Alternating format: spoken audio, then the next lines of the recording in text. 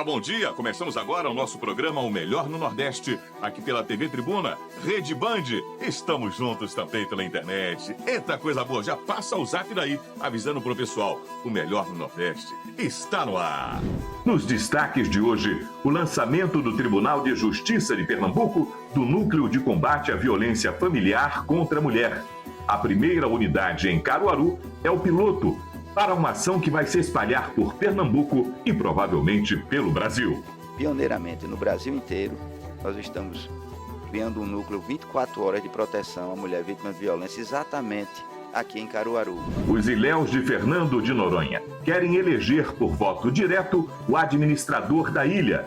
O assunto já virou projeto de emenda constitucional e está na pauta da Assembleia Legislativa. É uma proposta para vigorar a partir da próxima eleição, a partir de 26, portanto, ela tem um compromisso apenas de pensar o futuro da ilha. E o programa O Melhor no Nordeste tem estrada, tem história. E neste programa de hoje, nós vamos relembrar uma entrevista exclusiva feita com meu querido e saudoso Francisco Brenan. O mestre Brenan, na tela do Melhor no Nordeste. E saudade! Os artistas não devem sofrer, mas os artistas sofrem.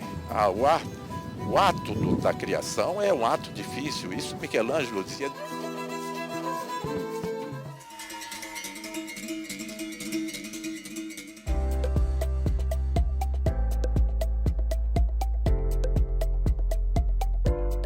Ação pioneira no Brasil. O Tribunal de Justiça de Pernambuco inaugurou em Caruaru, no Agreste, o Núcleo de Combate à Violência Doméstica e Familiar contra a Mulher. Desde o início da nossa gestão, nós estamos implementando uma série de ações em prol da pauta da violência contra a mulher. São muitas, mas essa de hoje é a mais importante de todas, porque ela, pioneiramente no Brasil inteiro, nós estamos criando um núcleo 24 horas de proteção à mulher vítima de violência, exatamente aqui em Caruaru. Segunda maior cidade do nosso estado, uma cidade muito pujante, mas que, infelizmente, muitas mulheres aqui sofrem dessa violência. O que viabilizou a criação desse núcleo é a união de forças. O Estado, através da Polícia Militar, a Prefeitura, que vai nos oferecer cursos profissionalizantes para essas mulheres, aquelas que não têm uma atividade, para que elas possam sobreviver durante esse período em que se afastam. Também o Tribunal de Justiça, através dos servidores e servidoras, dos oficiais de justiça e das oficiais de justiça, que vão dar todo o apoio sob a coordenação do juiz e da juíza aqui da Vara da Violência contra a Mulher.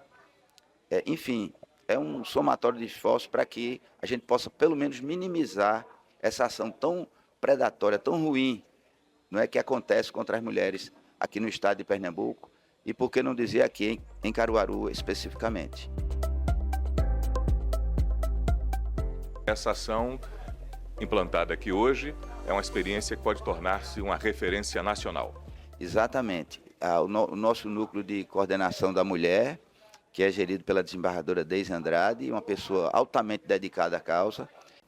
A partir desse núcleo, a gente possa estender essa experiência para Garanhuns, posteriormente para o Sertão.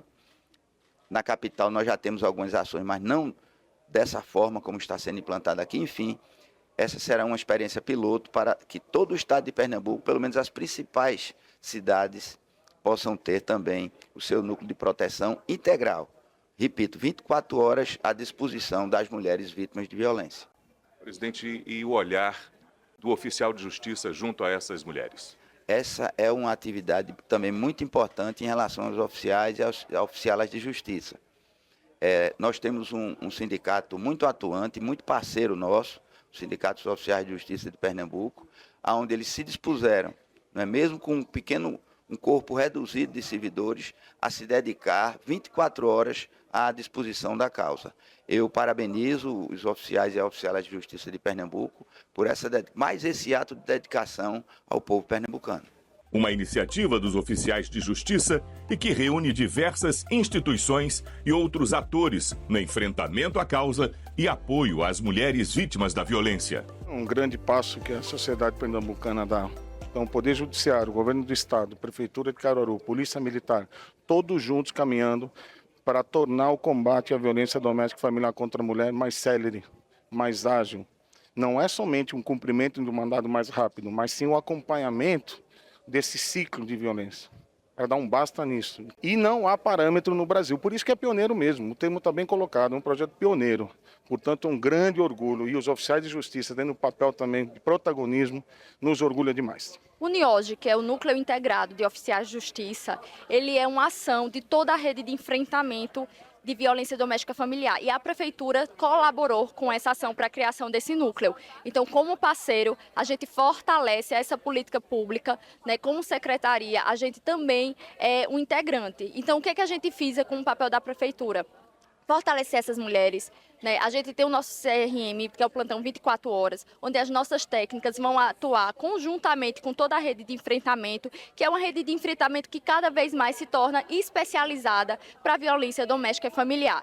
E a nossa secretaria também oferece a quebra desse ciclo de violência, promovendo cursos de qualificação profissional para que essas mulheres tenham autonomia econômica e promovam sua cidadania plena. Fundamental a atuação de todos os órgãos operativos. O segredo maior é justamente a integração para que a gente possa suprir esses hiatos que ocorrem justamente no combate à impunidade da violência contra a mulher.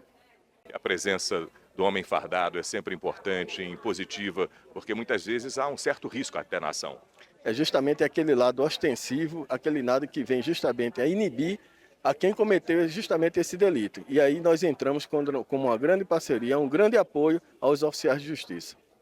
Essa ação vai ser acompanhada continuamente. Continuamente, os 7 dias da semana, 24 horas por dia. Esse projeto visa o cumprimento da medida protetiva pelo oficial de justiça.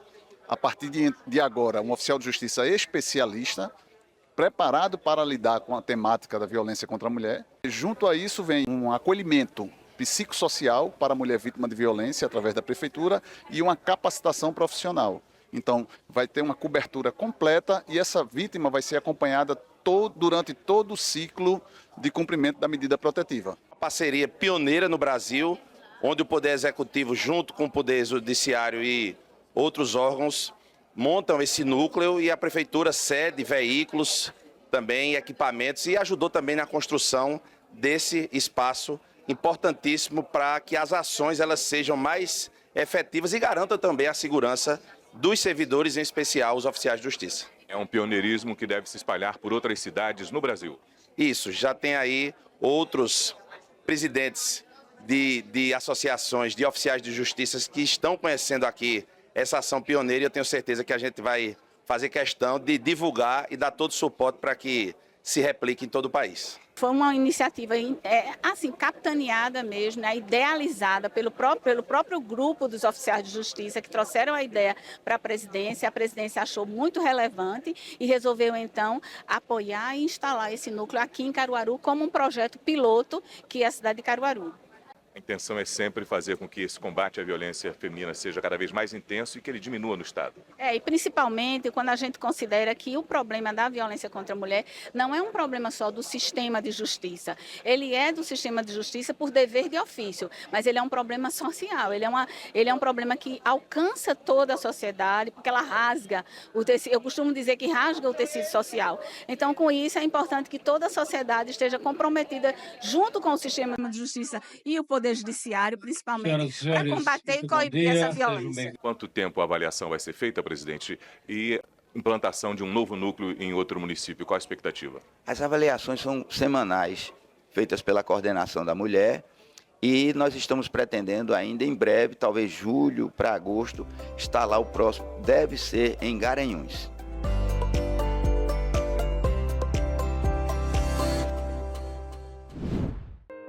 Foi no plenário da Assembleia Legislativa de Pernambuco que aconteceu a segunda audiência pública da Comissão de Justiça para debater a PEC 21 de 2024, de autoria do deputado Valdemar Borges. A proposta de emenda altera a Constituição do Estado de Pernambuco para que o cargo de administrador-geral do Distrito Estadual de Fernando de Noronha seja eleito diretamente pela população do arquipélago. A motivação para esta PEC? Fortalecimento da democracia na ilha, permitir que o ilhéu possa escolher diretamente aquela pessoa que ficará responsável por gerir a ilha e, com isso, permitir uma maior participação nos destinos da própria ilha.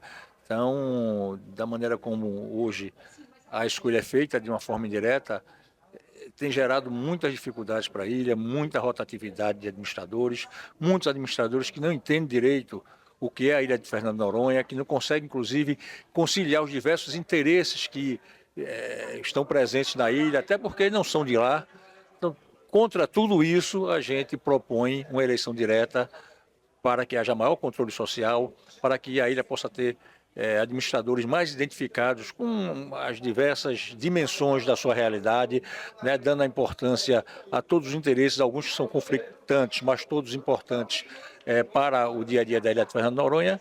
E a gente acha que hoje em dia, de fato, não é razoável, é inaceitável que uma comunidade como a ilha de Fernando de Noronha não tenha o direito elementar de escolher o seu administrador. Eles podem escolher o presidente da República, os senadores, os deputados federais, os deputados estaduais, podem escolher os seus conselheiros distritais, mas não podem escolher os seus administradores. Para quando seria essa proposta entraria em vigor? Essa proposta não está vinculada a nenhum governo de hoje, de ontem, de amanhã, não tem nenhuma vinculação com qualquer questão partidária ou do governo A ou governo B. É uma proposta para vigorar a partir da próxima eleição, a partir de 26, portanto, ela tem um compromisso apenas de pensar o futuro da ilha. Dezenas de ilhéus, moradores e comerciantes puderam expor seus motivos e expectativas sobre o tema da escolha direta pela população do administrador de Fernando de Noronha. O que representa para o Conselho a possibilidade desta alteração? Representa muito para o Conselho e muito mais ainda para a população, para que a gente possa começar a eleger o nosso administrador, que provavelmente vai ser da ilha, mora na ilha, vai usar os serviços da ilha. Então, essa questão da PEC passar para Noronha tem todo esse contexto. No momento que for um eleito da ilha, os serviços, as finanças, tudo será melhor para a população.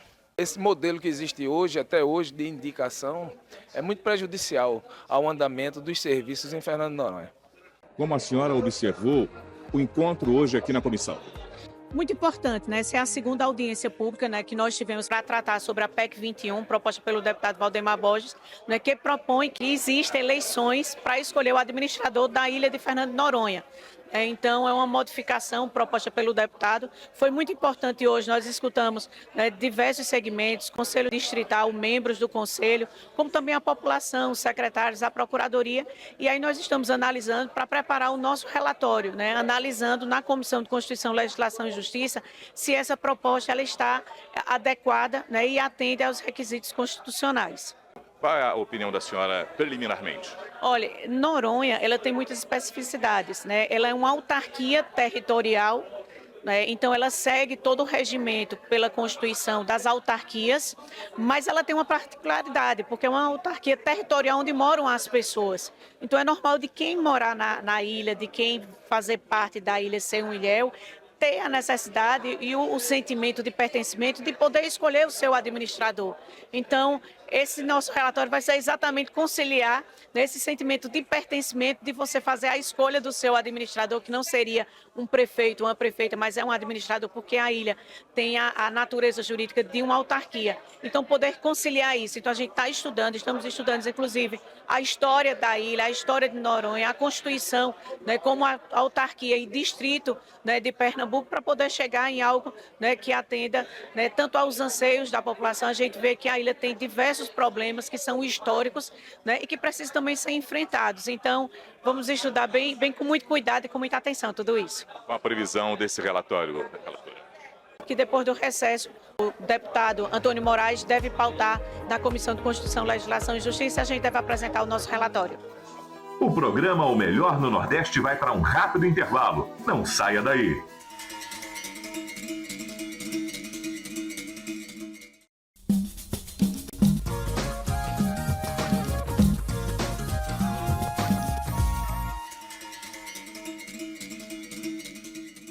Neste bloco do programa, nós voltamos com o quadro Tem História. O melhor no Nordeste, numa entrevista exclusiva com o magnífico Francisco Brenan.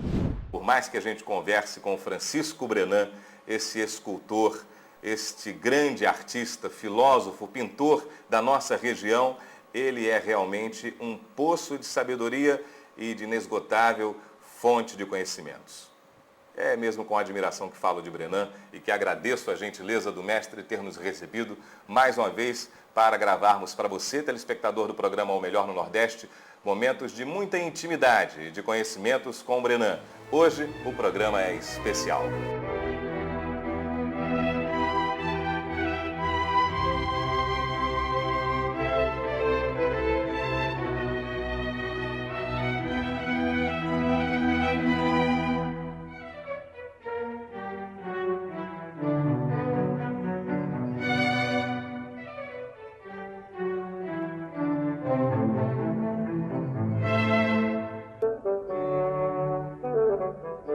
Quando é que sai esse livro, mestre? Aí eu não estou absolutamente apressado, não estou apressado nisso. Isso é um livro que não é propriamente um livro de memória, nem é uma autobiografia. Não tem sentido nenhum você pensar em fazer uma biografia de você mesmo. O que é que o indivíduo pode dizer a respeito de si próprio? A não ser vantagens. Eu só vi uma biografia realmente interessante, que foi a biografia de Buñuel, em que ele se coloca, chama-se Meu Último Suspiro, em que ele se coloca sempre em posições difíceis e nem sempre vantajosas. Já a biografia de outros artistas, por exemplo, Neruda, que foi um enormíssimo poeta, tem uma biografia intolerável. Porque ele só se coloca nas melhores posições possíveis. As mulheres que ele conquistou sempre foram as mais belas, e as mais ricas, e as mais douradas, e aristocratas, etc. O Buñuel, ao contrário, disse que queria cometer adultério e nunca conseguiu. Entende? Quer dizer, esse é que me interessa, é a pessoa ser sincera ao ponto de negar a si própria. Esses escritos, que começaram com uma atitude amadora, exatamente em fevereiro de 1949, a bordo de um navio inglês em direção ao porto de Cherbourg. Foi quando o amigo saiu daqui, deixou o Brasil e passou um período longo na Europa? É um período longo, se é que pode-se dizer que 3 anos é um período longo. Eu acho muito curto, mas foi um período de estudos. Eu estava estudando, então foi o que me coube como privilégio de passar 3 anos na Europa. Eu posso lhe dizer que nessa época me era difícil, inclusive, botar no meu orçamento a possibilidade de ver teatros, cinemas à vontade, como eu gostaria de ver, ou concertos. Eu me dediquei exclusivamente aos meus estudos de pintura. E algumas viagens à Espanha, viagens à Itália, e isso conflito também de estudos. Eu não saía de dentro dos museus, a ponto de um amigo meu, igualmente pintor, perguntar se de fato eu ia para os museus ou ia para algum outro lugar estranho que estava com um álibi qualquer. Não é? Isso ele chegou a dizer, a despertar na época a minha mulher, dizer: você tome cuidado com esse homem solto aqui em Paris, o que é que ele anda fazendo? Ele sempre está dizendo que vai aos museus, e eu indo aos museus com ele dizia, mas finalmente, e ele era um professor de escola de belas artes que deveria ter paixão pelos clássicos. E eu não observava isso. Como é que um pintor acadêmico não tinha paixão pelos clássicos? E eu, que me considerava um pintor moderno, que poderia ter rompido com a arte clássica, eu tinha interesse pelos clássicos, porque toda a vida, toda a alimentação, o alimento estava contido dentro da grande pintura, que é a pintura clássica. E assim agiram os impressionistas, assim agiram os cubistas. A ruptura que existe foi muito mais uma mudança de rota, uma mudança de caminho, de direção, do que propriamente uma ruptura com a estrutura tradicional da pintura, porque essa vai até as cavernas. É um elo cuja ligação nunca foi rompida. Eu, da última vez que estive em Paris, vindo de Veneza, tinha participado de uma Bienal de Veneza, junto a Samico e 2 pintores do Sul, Wesley Ducli e o Daniel Senise, eu queria ver o enterro em Ornans de Gustave Courbet, que é uma tela enorme, com 6,30 metros por 2,5 metros, é quase um mural. E eu não consegui ver, porque tinha multidões de japoneses diante desse quadro. Eu me sentei pacientemente à espera.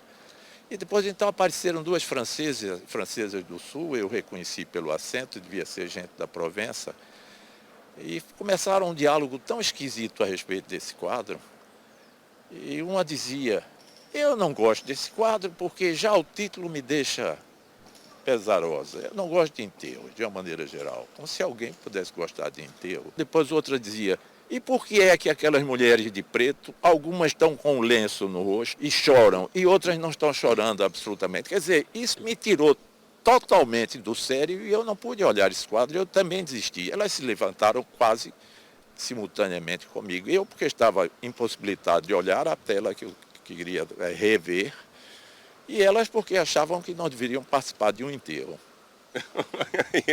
Agora, pelo menos, a gente percebe aí a realidade do quadro em que os seus observadores se acharam inclusos naquele ambiente. Mas isso não seria uma atitude, de uma certa forma, eu não posso criticar o que é que aconteceu. Houve um processo de democratização da cultura e de acesso amplo de bens culturais a uma quantidade muito maior de pessoas. Houve um incremento quase perverso, doentio, do turismo internacional. Hoje, os países sabem que um dos grandes motivos de receita é o turismo. Então, como é que você pode evitar que milhões de pessoas desejem ver aquilo que você também desejaria ver em silêncio? É difícil, é complicado. É muito difícil. Então, como é que você pode exigir ou pretender isso? É uma atitude tão reacionária que eu tenho até vergonha de estar confessando. Mas os turistas são importantes em todos os lugares. É claro. E no meio deles sempre há gente interessante, gente que lhe ajuda a ver o mundo. São todos criaturas humanas, não é? E, além de tudo, a presença das escolas, isso tem me comovido muito, a questão, basta dizer que Recife tinha, nesse conjunto de estatístico de turismo, ficava num modesto 8º ou 10º lugar. Oscilava no modesto 8º ou 10º lugar. A quantidade de alunos que tem vindo até aqui é tão grande que hoje nós passamos o primeiro lugar, que era São Paulo. Sempre com grande curiosidade, porque na verdade as crianças têm um extraordinário poder de fabulação. Eu lembro de uma das nossas conversas aqui, uma das primeiras idas que fizemos. Nós encontramos aqui um grupo de crianças. E de outra vez também, novamente, o senhor estava diante de um grupo de estudantes e como as crianças ficam fascinadas com o mestre Brenan, se juntam ao redor dele, aí e confabulam e ficam... Vêm as peças e depois ficam, olha ali, é ele que faz, é ele que faz. Como é que é isso para o amigo? Bom, isso é claro que isso comove, não é? Comove, a presença de crianças é sempre comovedora, não é? Isso, até o próprio Cristo se deixou comover, não é? Deixar vir a mim as criancinhas, mas me interessa sobretudo porque eu aprendo com elas. Eles têm uma visão, não é uma visão crítica, falar numa visão crítica já seria um pensamento, né? Uma interpretação. Eles são capazes de criar uma fabulação em cima do já visto. E isso é sempre um motivo de encantamento. Nós estamos aqui agora num local encantador. Essa praça que o amigo fez há algum tempo atrás, aproximadamente 2 anos, quando nós terminamos em 2000, Praça Burle Marx 2000 porque Roberto morreu em 94. Eu recebi essa planta em 92. Eu supunha, Roberto sempre que vinha aqui, foi um grande amigo do meu pai e fez em 1938 os jardins da casa do meu pai. Sempre que ele vinha a Recife, através de Janete Costa e de Borsoi, 2 arquitetos, grandes amigos de Roberto, íntimos amigos de Roberto, eles proporcionavam a vinda de Roberto até aqui. E Roberto sempre dizia, eu quero, em relação a esse espaço, que era, na verdade, um fundo de fábrica. Nós tínhamos aqui barro acumulado. Como está ali. Exato. E eu pensava que era pura cortesia de Roberto, que ele não iria fazer isso. O Roberto Burle Marx é um dos grandes paisagistas internacionais de mérito reconhecido, não só no Brasil, como em qualquer parte do mundo. Mas eu estava enganado. 2 anos antes dele falecer, eu recebi essa planta, mas só pude executá-la em 96. Coloquei uma placa, faço questão de dizer Praça Roberto Burle Marx, Praça Burle Marx, como uma homenagem definitiva a esse pintor e paisagista de gênio. É preciso lembrar também que o Roberto era um homem de multifacetado. Ele era um grande desenhista, ele era um grande jardinista, ele era um excelente tapeceiro, ele era um excelente pintor. Aliás, as galerias do Sul estão tentando recuperar esse aspecto do trabalho de Roberto. A gente observa aqui também, mestre, aquele painel em que o amigo faz uma homenagem a Thomas Edison. Foi um pesquisador que teve relação curiosa com o Brasil através de Dom Pedro II, que era um homem de ciências. Dizem que numa visita de Dom Pedro II aos Estados Unidos, ele soube que Thomas Edison estava passando de grandes dificuldades econômicas. E foi fato reconhecido e anotado que ele teria retirado do seu próprio bolso, da sua própria fortuna, do seu próprio dinheiro, e tinha colaborado para minorar as dificuldades econômicas de Thomas Edison. Me achei na obrigação de eu também fazer uma homenagem a Thomas Edison. E ali estão 3 grandes lâmpadas, são 3 frutos metamorfoseados em lâmpadas, não é? E embaixo a data do nascimento e da morte de Thomas Edison. Os artistas devem sofrer, mestre? Não, os artistas não devem sofrer, mas os artistas sofrem. O ato da criação é um ato difícil. Isso Michelangelo dizia. Michelangelo, se você olhar todas as revelações que ele deixou por escrito, ele fala sempre em sofrimento. Tem que ser inquieto, pelo menos. Tem que ser essa inquietação que leva à angústia, a angústia que é um elemento motor da criação. Não dá para imaginar o mestre Francisco Brenan sem disposição, porque quando a gente pensa em alguém triste, a gente pensa em alguém para baixo, numa coisa depressiva, e o amigo construindo, trabalhando. A sua revitalidade é emocionante a cada dia.